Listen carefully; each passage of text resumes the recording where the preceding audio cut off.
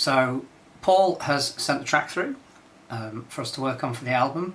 It's a brand new one he's written, so hopefully you've already heard a bit about that from him.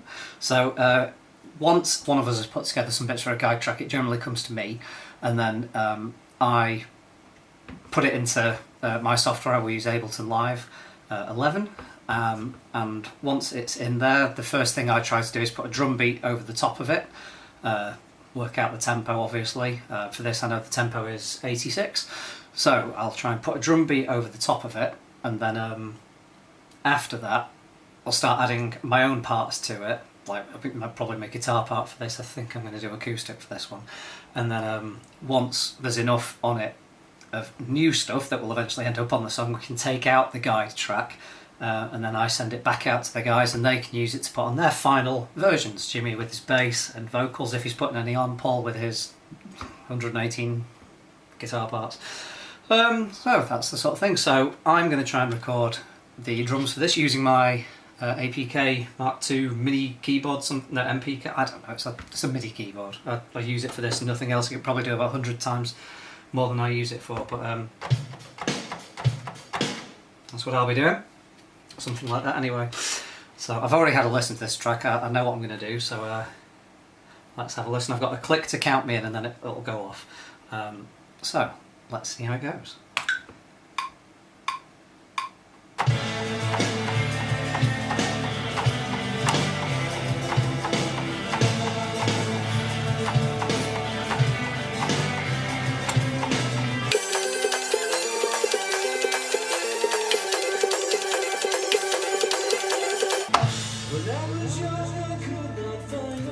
So, you might have noticed that was filled with mistakes. The good thing about MIDI drumming is you could just go through and change the notes if you need to. So I'll show you that in a bit. In fact, let's cut. You don't need to see me recording the entire thing. We're not going to show this, so let's cut to that now. Okay, so having had a first pass at the drums, the first thing I do is I go in and make it sound less crap, because my drumming pretty crap.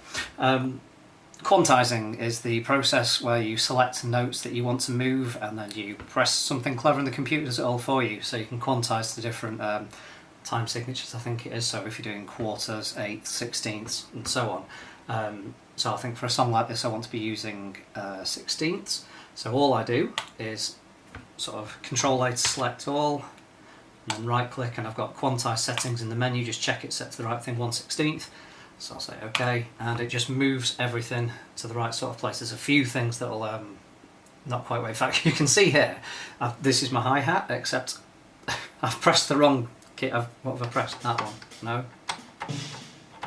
That one. I started on that one, and then changed to that one, which I prefer. So just the great thing about computers, you make a mistake, all I can do is select that, and just drag it up, and puts it in the right place. So there's still a few little bits.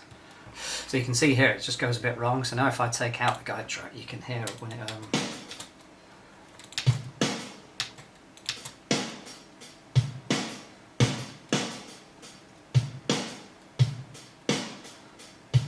So clearly hasn't worked that well yet, the quantizing. So if your drum playing is especially shoddy, it will quantize the notes and put them not where you want them instead. Most of this is alright, so all I'm going to do actually, instead of dragging around manually the bits that I've done that are right or wrong, I will just take like a section like that that's definitely right, 4 bars there, and I can just copy and paste it into somewhere else. So that's what I'll do. I'll build the perfect drum beat. I know that's not how people drum. You have human drumming, but we haven't got a drummer, so this is the best we can do. And if I leave in all my mistakes, you're going to go, why are these guys even a band? So we have to sort of meet somewhere in the middle, so we have perfect MIDI drumming, but hopefully there's enough mistakes in the rest of our songs that you don't notice how good the drumming is, just because we don't have a real drummer. Strange. Anyway, we shall come back to me a bit later and I'll have finished the drum beats for this song. So, drum beat is pretty much done. I've not quite finished it yet. I'll probably put in some flourishes and fills and things like that, but from the start we've got a bit of a click and then it comes into the song that you heard before.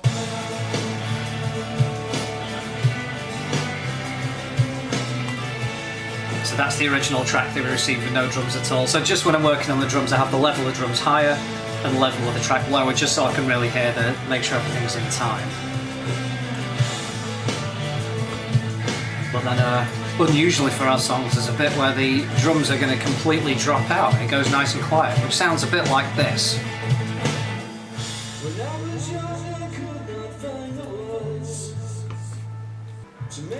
So now all I need to do is go through the song, work out where I need some flourishes and some fills and things like that, and I'll go and put those in. So that's the job now. So I've found a bit I want to put in a drum fill. The end of the second verse of this song, the structure, we've got one verse with very little accompaniment, and it goes straight into the second verse with a bit more building up and building up before the chorus. So now we're coming up to that first chorus, we run it to sort of slam a bit. So it needs a fill. So at the moment it sounds like this.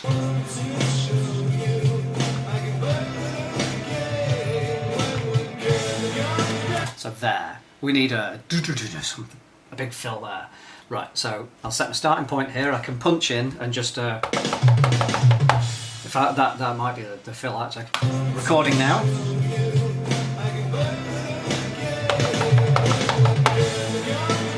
That's it. Start, stop, punched in. Then you can see the new notes I've recorded are these ones here. And they just need a little bit of quantizing, so I'll go back to that, quantize. That looks like it's nailed it. Let's take the track out and have a listen. There we go.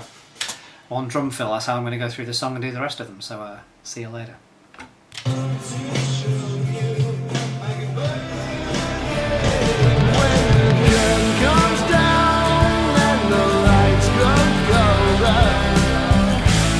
When there's nothing left to see.